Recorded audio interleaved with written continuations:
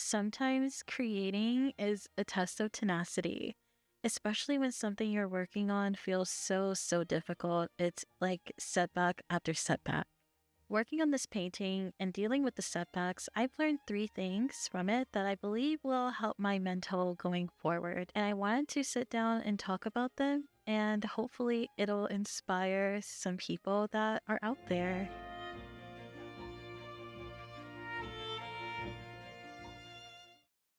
How much confidence can one person have that the future will be worth everything they're going through in the present? How much will someone fail before they realize it is a natural part of living? There's something called the Slingshot Effect, and I've been keeping it in mind while I work on this painting. And I keep it in mind a lot more now, especially because this painting felt so difficult to finish. It felt like everything was piling up and I didn't really know what to do with myself. This goes to everyone. Knowing when to take a break and knowing when to push through are two very important things to avoid burnout or losing interest, because as a creative, that is the last thing that needs to happen. I won't be the first person to say setbacks are a natural part of creating art, and I know I won't be the last. This painting was the first thing I've created in about 5 months. That already itself was a setback because the canvas is so large, and I really felt intimidated whenever I would think about coming back to it. This face sat on the canvas for months.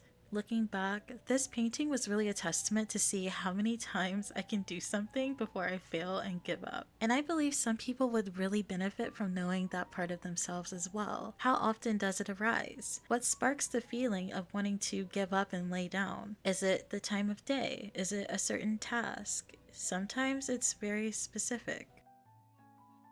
Before I can really sit down to paint, I had to find my old palette paper, which I can't remember how old it actually was, but I do know and remember the paint had dried, so I had to grab my palette knife and scrape what I could and put it on a new sheet of palette paper, and then I proceeded to mix new colors that matched the old colors as accurately as possible. Because I do this so often, it really wasn't a big deal. It didn't take long and it wasn't very hard to do, but it was an essential step before I had to move forward.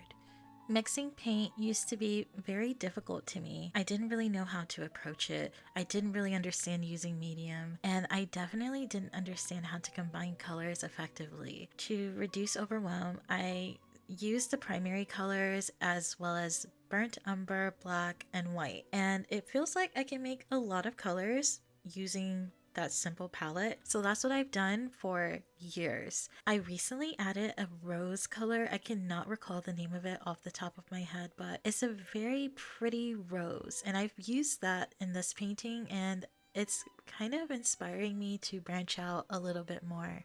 I would say it's officially time to begin painting. My colors are mixed, and this is what the canvas looks like. It has been ahead for a long time, and I'm ready to fix that. So the next morning, I was looking at old art that I had on the wall, and there's one painting that I constantly look at that I painted about 2 or 3 years ago. It's not finished at all, and maybe I will finish it one day, but I love the depth and I love the way I've used color to create form. The painting that I'm working on right now feels loose. There isn't a lot of detail and there isn't a lot of attention to shape.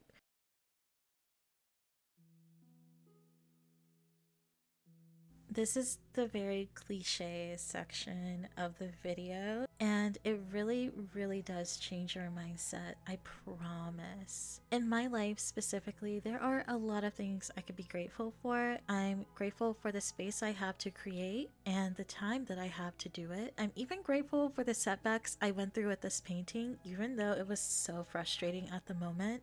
For some reason, it was a back and forth tango with painting the eyes and fixing them, and once I got to a point that I thought I liked, it was time to do the pupils, and the pupils didn't work out. I spent about 3 days only on the eyes, trying to get them right, trying to make sure they're as close to equal as I possibly could. There was a point where I had to turn off my camera and focus me and the canvas without any distractions, and I honestly think that helped. Once I finished the eyes and they were at a point that I genuinely liked, I wanted to build more highlights and structure in the face. And once I did that, it was time to move on to the hands.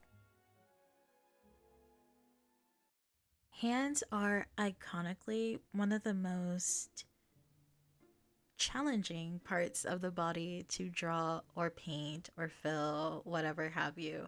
I am not exempt from the people that see this as a challenge. This took a while. I can't recall, but it took about a day trying to make sure the hands were at a point that I wanted them to be. I took Gamsol and burnt umber on a tiny brush to do the details, and I also had a large brush of Gamsol at my side ready to erase most of the things that I was painting in the first place. I had a sketch, I had my reference, I had the previous sketches of the hands that I had drawn before, and it felt like I had them for no reason because when it was time to translate it onto the canvas, it was like a completely different world. I kind of had my footing, and then it was time to work on the palm, and the palm originally was too wide. After some back and forth, I eventually got it to work. I would say the hand and the eyes were the biggest setback of this painting. Outside of the mental blockage that I was dealing with internally, the eyes and the hand felt very humbling, and that is the best way I can describe it. It was now time to work on the fabric. In the previous color studies that I'd done, which is actually the previous video, I was really debating on the tone that I wanted to set with the colors. I wanted to do originally something pastel and pretty and romantic because that's usually the color scheme that I go for. And on the other hand, I wanted to do something earthy and briny like the ocean. I slept on it overnight, and then that morning I decided that I wanted to go with purple because in my head I had the vision of her wearing a lot of jewelry, and purple is associated with royalty and riches, so I wanted to emphasize that message. Painting the fabric was pretty familiar, and I did enjoy creating the different highlights on the silk and blending it and making it look as smooth as possible. This didn't take long, and it felt very nice to do. And finally, this is the before and after. The original idea was to have her wear green fabric, and I settled with purple. I understand consecutive failures are frustrating, and after a while, it starts to affect my confidence. I think to myself, can I really do what I set out to do? Did I put too much pressure on myself? Am I really able to do this right now?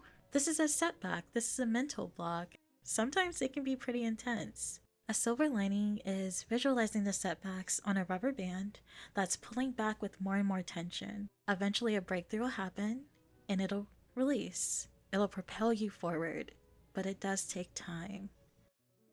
And even though, unfortunately, there is a gap between my aesthetic and my talent, but realistically, I think I would say almost every artist has that problem. The visual in my head doesn't always translate to the medium, and it feels like a setback. My next goal is to practice this mindset for the next few months and see where it takes me. The last part of this painting was a quick color study of painting jewelry and gold. And then I wanted to dive right in. I used burnt umber again as a pencil of sorts to draw the outlines of where I wanted the jewelry to fall.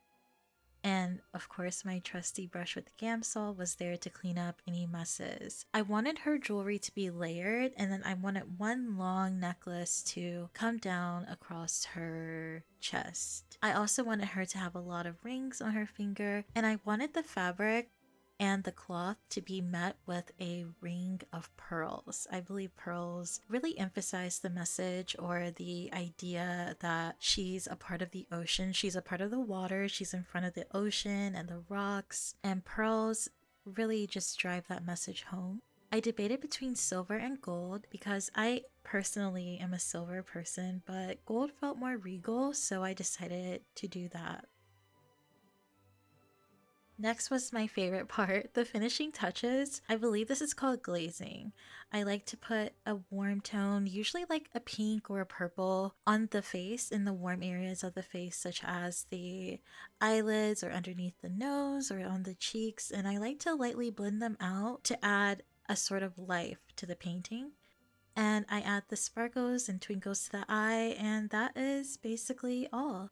I wanted to say thank you for sitting down and listening to me ramble, and I cannot wait to share my next painting with you. Take care of yourself.